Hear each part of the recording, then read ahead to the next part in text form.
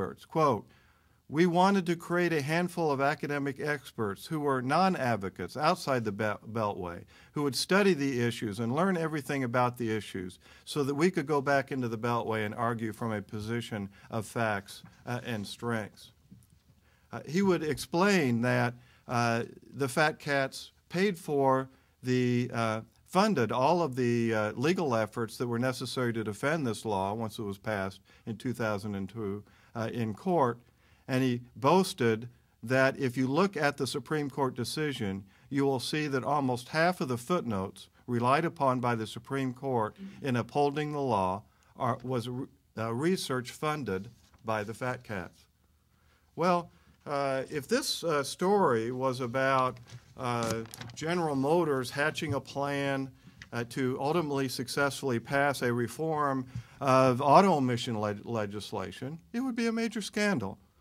You would hear all about it with breathless introductory statements by Katie Couric leading off on CBS News. 60 Minutes would be doing an expose. The New York Times and the Washington Post would be writing editorials condemning this secret plan, this false impression of public support, manipulating Congress, resulting in the passage of major legislation that benefited them. We'd be calls for congressional investigations and appointment of special prosecutors for, if this wasn't illegal, we certainly should make it illegal.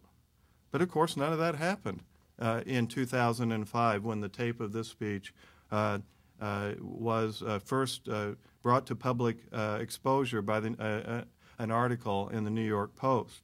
We've seen some reports in the Wall Street Journal and the Washington Times on various blogs, but really nothing from the mainstream media. You might wonder why. Well, the why is because this was all about campaign finance reform. This plan was to pass McCain-Feingold. The fat cat that hatched this plan was the Pew Charitable Trust. The person who, political consultant from D.C., who wrote the plan was Sean Teglia, who worked for the Pew Foundation. The fat cats that funded this $140 million plan included the Joyce Foundation, George Soros's Open Society Institute, Jerome Kohlberg's Foundation, and many others. The phony groups that they funded to create the false impression of public support for McCain-Feingold was the Reform Institute, the Campaign Finance Center, Democracy 21, the Brennan Center, and others. The experts that they hired to do the drumbeat and provide the justification for McCain-Feingold were Norm Ornstein, Thomas Mann, Anthony Corrado, and others. The news media that were paid money to write stories about supporting campaign finance reform were the American Prospect Magazine, National Public Radio, the Radio and Television News Directors Association. And the legislation that we are talking about is McCain-Feingold that was passed in 2002 and upheld by the United States in 2003. Well, now let's fast forward to 2008.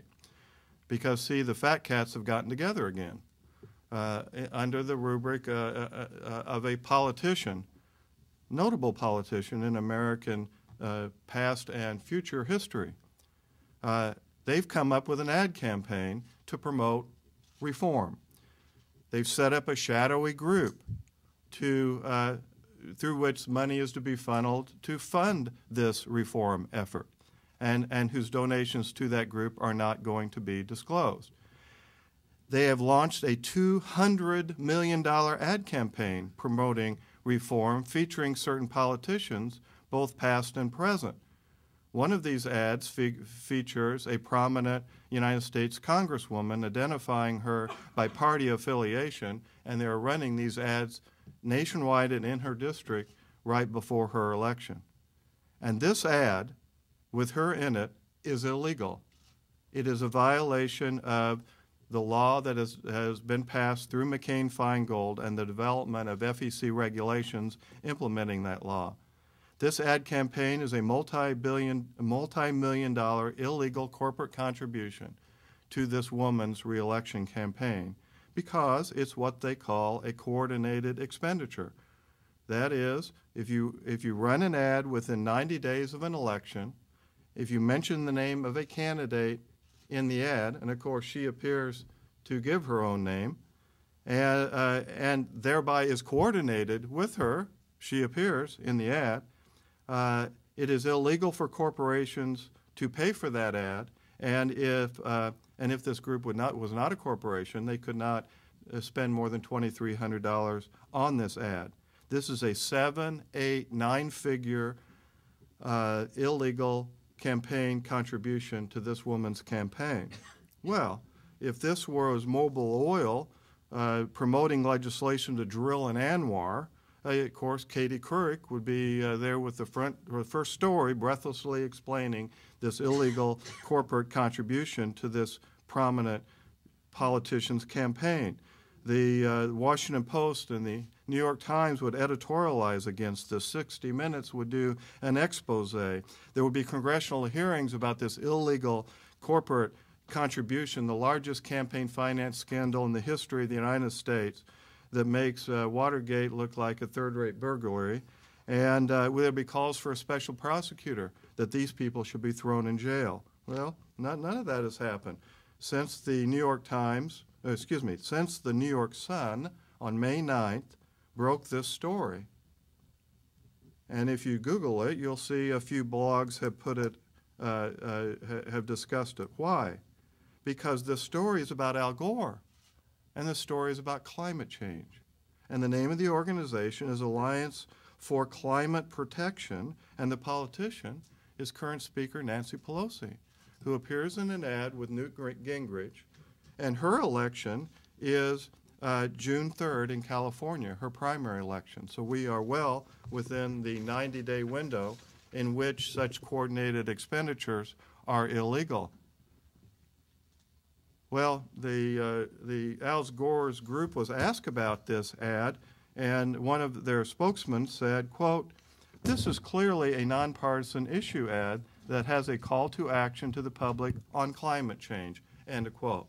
Well, unfortunately, there are no exceptions for well-meaning ads in current campaign finance law, and this is simply a fruit of the legislation that Nancy Pelosi and Al Gore fought so hard for when they were in Congress, the passage of McCain-Feingold, and now they are its principal violators.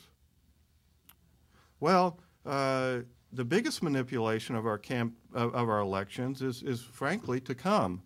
You know, there's kind of two phases in elections. There's the primary phase when the presidential candidates ultimately are determined who they will be, and then there's a general election phase.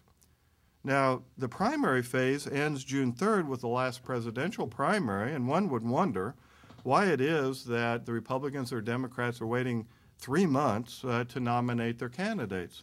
Republicans nominating their candidate last the week of September the 1st through the 4th. Well, there's two reasons that relate to campaign finance laws.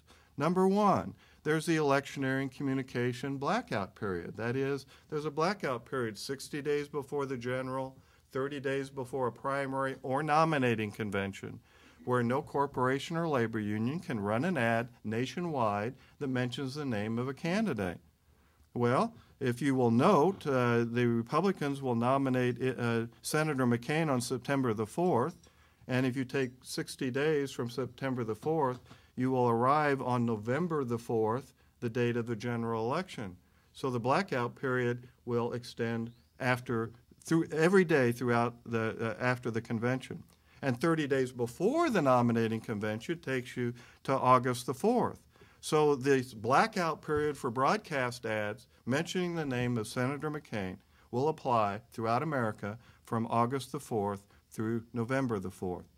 Now, it is true that a case I handled, Wisconsin Right to Life versus Federal Election Commission, decided by the Supreme Court this last June, blew a big hole in this blackout period, allowing legitimate issue ads to be run by corporations and labor unions. But, you know, you do the best you can when you're an incumbent politician.